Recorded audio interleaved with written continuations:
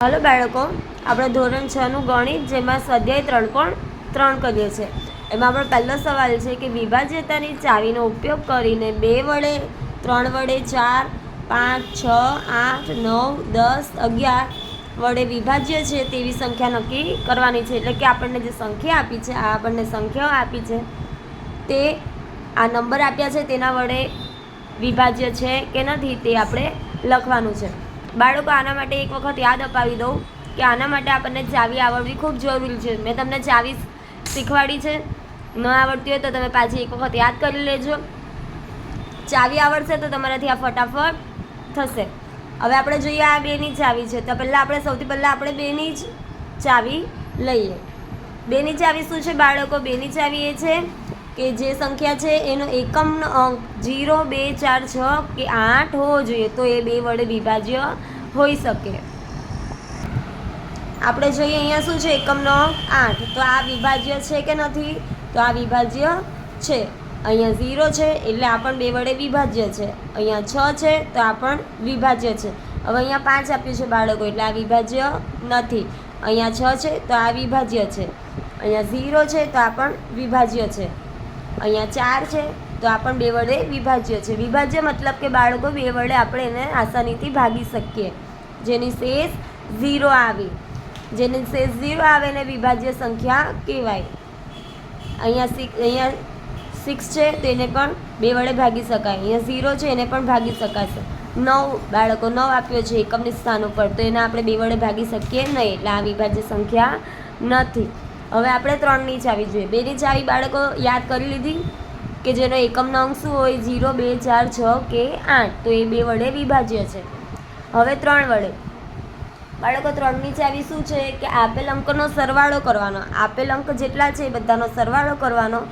એ જે સરવાળો આવે તે 3 વડે વિભાજ્ય હોવો જોઈએ, તો એ શું કહેવાય? કાં તો 3નો અવયવી હોવો જોઈએ, તો એ 3 વડે આખી સંખ્યા આપણે ભાગી શકીએ। હવે જોઈએ આપણને કયો નંબર આપ્યો છે બાળકો?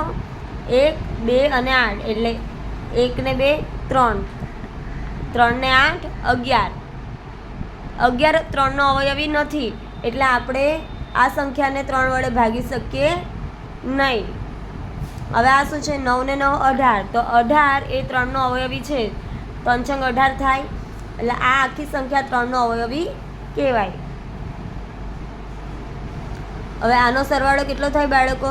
8 ને 6 14, 14 ને 1 15, 15 ને 5 20, 20 એ 3નો અવયવી નથી, એટલે અહીંયા આપણે આ સંખ્યાને ન ભાગી શકીએ। હવે 7 ને 5 12, 12 ને 2 14, આ સંખ્યાને પણ આપણે 3 વડે ન ભાગી શકીએ।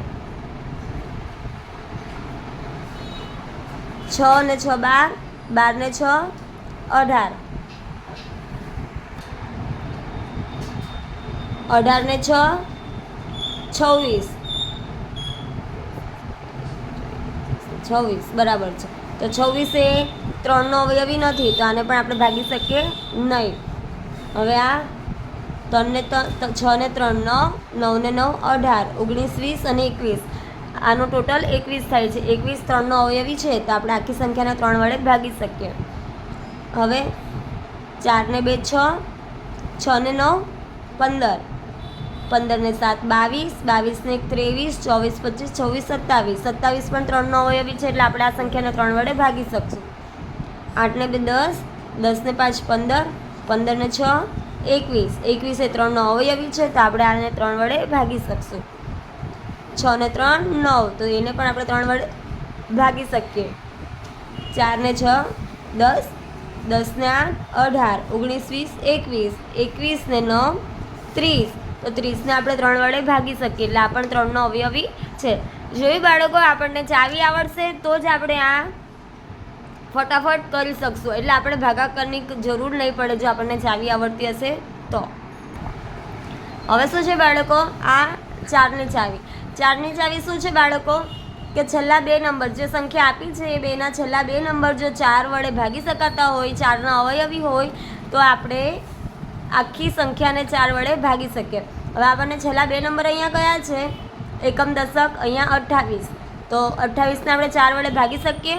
હા, 7 ચોક 28, તો આપણે 128ને 4 વડે ભાગી શકીએ. તો આખી આ સંખ્યા શું છે?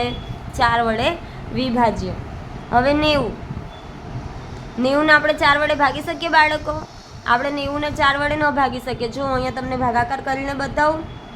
4 દુ 8, 1 વધ્યો 10 થયા, 4 દુ 8. બાળકો 2 શેષ વધે છે, આપણે એને ભાગી શકતા નથી, એટલે આપણે આખા નંબરને 4 વડે ન ભાગી શકીએ. એટલે અહીંયા શું આવશે? 0. હવે 86ને, તો 86ને પણ આપણે 4 વડે ન ભાગી શકીએ. તો અહીંયા પણ શું આવશે? રોંગ. અહીંયા 75 છે, 75ને પણ આપણે 4 વડે ન ભાગી શકીએ, સોરી. એટલે અહીંયા આવશે વિભાજ્ય નથી.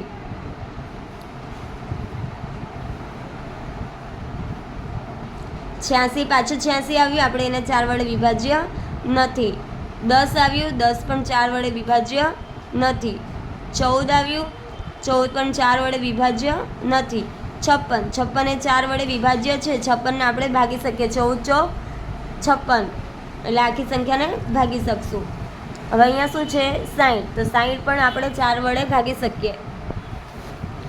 15 ચોક 60 થાય, એટલે આ વિભાજ્ય છે. હવે અહીંયા 39 છે, જેને 4 વડે ભાગી શકીએ નહીં. હવે આપણે જોઈએ 5ની ચાવી. 5ની ચાવી શું છે બાળકો? જેનો એકમનો અંક 0 કાં તો 5 હોય તો એને 5 વડે ભાગી શકીએ.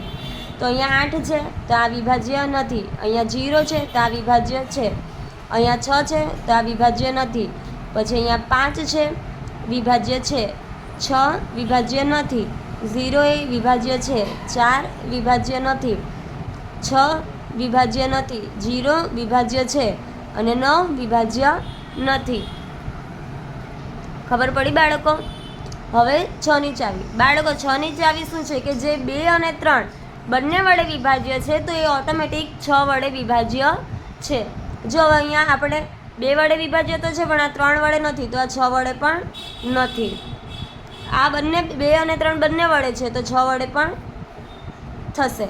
હવે અહીંયા 2 વડે છે, પણ 3 વડે નથી, એટલે આપણે આ વિભાજ્ય નથી. અહીંયા પણ નથી. અહીંયા 2 વડે છે, પણ 3 વડે નથી, એટલે આ વિભાજ્ય સંખ્યા નથી. હવે અહીંયા જો બંને સંખ્યા 2 વડે અને 3 વડે બંને રીતે વિભાજ્ય છે, તો આ 6 વડે પણ વિભાજ્ય છે. પછી આગળનો નંબર પણ 6 વડે વિભાજ્ય થશે. બંને નંબર વિભાજ્ય છે અને અહીંયા નથી. જોયું બાળકો? હવે આપણે સેમ 8ની ચાવી, જેમાં 8ની ચાવીમાં આપણે છેલ્લા 3 નંબર, 4ની ચાવીમાં શું હતું બાળકો? કે છેલ્લા 2 નંબર 4 વડે વિભાજ્ય હોવા જોઈએ, અને 8ની ચાવીમાં છેલ્લા 3 નંબર 8 વડે વિભાજ્ય હોય, તો આખી સંખ્યા 8 વડે વિભાજ્ય થાય. હવે આપણે આગળ જોઈએ. આગળનું શું છે? 6686. 8 × 64, 2 વધ્યો, 8 × 24, 4 ને 6. 8 × 5 = 40, 8 × 6 = 48, 8 × 48 વધી જાય તો 8 × 5 = 40, એટલે આ ભાજ્ય નથી. શેષ વધે છે, એટલે આ ભાજ્ય નથી. હવે લઈએ આપણે છેલ્લા 2 નંબર લઈ શકીએ, છેલ્લા 3 નંબર લઈ શકીએ. 8 × 8, 8 × 16, 16માંથી 21માંથી 16 ગયા તો 5, 0, 8 × 6 = 48, 2 શેષ વધે છે, એટલે આખી સંખ્યા 8 વડે ભાજ્ય નથી. તો પણ જો હું તમને આખો દાખલો કરીને બતાવું. 8 × 8 = 64 વધી જાય તો 8 × 7 = 56. 3માંથી 6 ન જાય તો અહીંયા 13 આવે, અને અહીંયા આવશે 5. 13માંથી 6 જાય તો 7. આ 9 અહીંયા નીચે. હવે 8ના ઘડિયામાં 79 આવે. 8 × 9 = 72. 7 વધ્યા. 8 × 9 = 72. આ એક અહીંયા 0, એક ન ભગાય છે એનું 0, અને આ 0 અહીંયા નીચે. 8 × 8. જો બાળકો આ ભગાય છે, નથી ભગાતો, એટલે આપણે આ મોટી સંખ્યા લેવાને બદલે આપણે છેલ્લા 3 નંબર લઈને પણ ભાગાકાર કરી શકીએ. હવે આપણે જોઈએ 714. 8 9 72 વધી જાય તો 8 અઠ્યા 64, 1માંથી 4 ન જાય તો અહીંયા વધી અને અહીંયા અહીંયા 10 અને અહીંયા લેશું આગળનો નંબર. 11માંથી 4 જાય તો 7 અને અહીંયા આવશે 7. 8 9 72, 2 શેષ વધે છે એટલે આ પણ વિભાજ્ય નથી. હવે આપણે આગળનો નંબર જોઈએ. 56, 856, 8 1 8, 0, આ 5 અહીંયા નીચે ભગાતું નથી એનું 0 અને 6, 8 7 56. આ ભગાય છે જો બાળકો શેષ નથી વધતી, એટલે કે 856, એટલે આ 2856 એ 8 વડે વિભાજ્ય છે. હવે આગળનો નંબર જોઈએ. 8 તરી 24, 6 વધ્યા 6, 8 અઠ્યા 64. અહીંયા આવે જો બાળકો પાછી શેષ વધશે, 8 દુ 16, 4 શેષ વધી એટલે આ વિભાજ્ય નથી. હવે આપણે આગળનો નંબર જોઈએ, જેમાં આપણે છેલ્લા 3 નંબર જ લઈએ. 839, 8 1 8, 0, 3 ભાગ્ય નથી એટલે અહીંયાનું 0 ને 3 એમના એમ અહીંયા નીચે 9 ઉતારશું.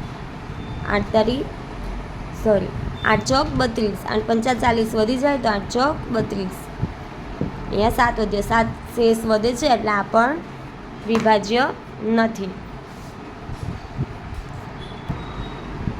હવે આપણે જોઈએ 9ની ચાવી.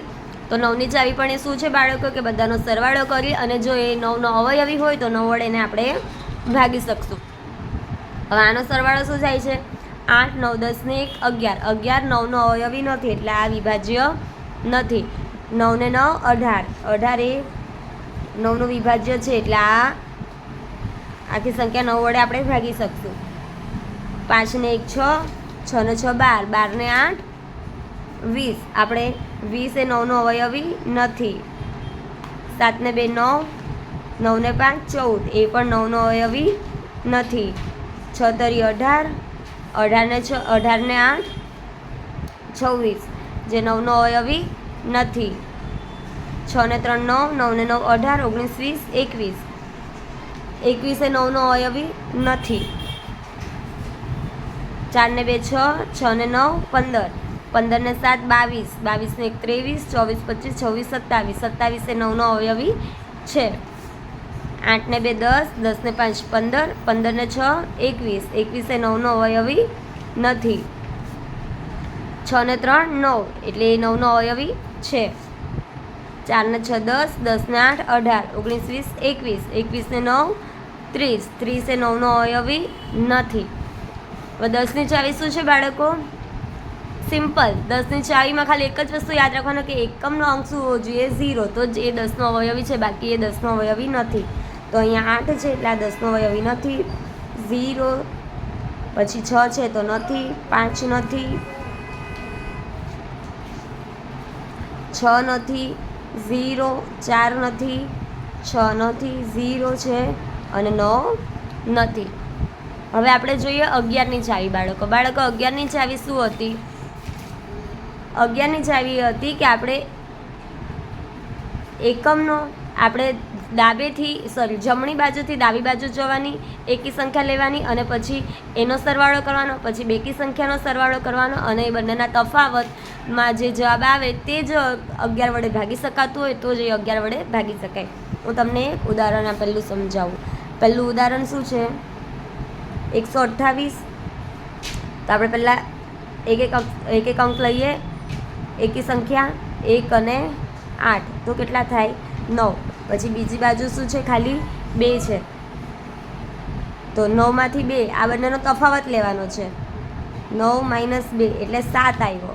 તો 7 એ 11નો અવયવી નથી એટલે આ 11નો અવયવી નથી. આપણે બીજો જોઈએ. 9 + 0 = 9 થશે. આ 990 માટે છે. આપણે એકી સંખ્યાનો સરવાળો અને પછી બેકી સંખ્યા એટલે એકી બેકી એવી રીતે નથી જોવાની બાળકો. આપણે આવી રીતે એક એક અંક છોડીને આ એકી સંખ્યાનો બધાનો સરવાળો 1 ઉપર 3 ઉપર 5 ઉપર 7 ઉપર એવી રીતે અને પછી 2 સ્થાન ઉપર 4 સ્થાન ઉપર એવી રીતે જોવાનું છે કે કયા નંબર છે. એવી રીતે એકી બેકી લેવાની છે. પછી અહીંયા ખાલી 9 નંબર છે, તો 9માંથી 9 ગયો તો 0, જે 11નો અવયવી છે. તો અહીંયા શું આવશે? 11નો અવયવી છે. હવે આપણે જોઈએ 1, 5, 8 અને 6. આપણે લઈએ 1 + 8 અને 5 + 6. 1 + 8 તો 9 અને 5 + 6 તો થશે 11. તો 9માંથી 11 માઇનસ ના થાય, 11 - 9 બરાબર 2 થશે. એટલે 2 એ 11નો અવયવી નથી. એટલે આખી સંખ્યા 11નો અવયવી નથી. હવે આપણે આગળ જોઈએ. હવે શું છે? 275.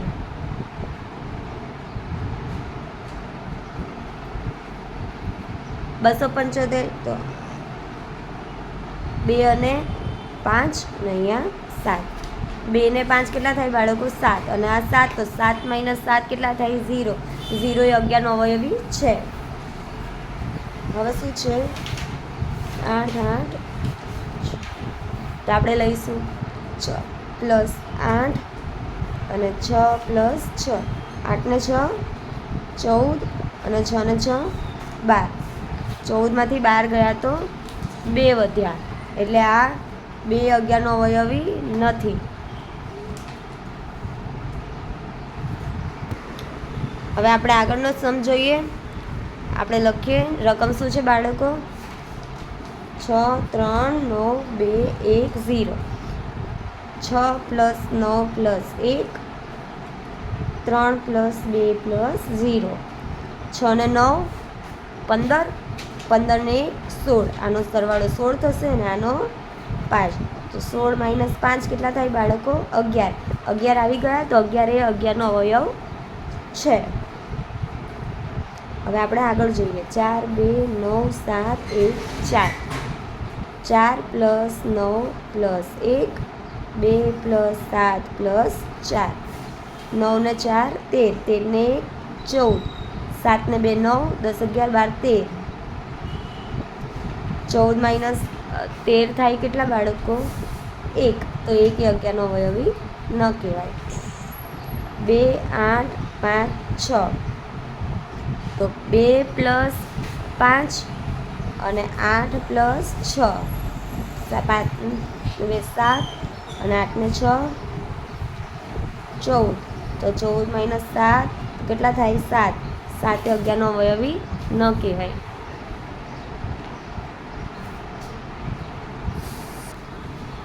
આપણે જોઈએ 3, 0, 6, 0. 3 + 6 ને 0 + 0. તો 9, 9 - 0 બરાબર 9. 9 એ 11નો અવયવી નથી. હવે આપણે આગળનો દાખલો જોઈએ. 4, 0, 6, 8, 9, 3. તો 4 + 6 + 3.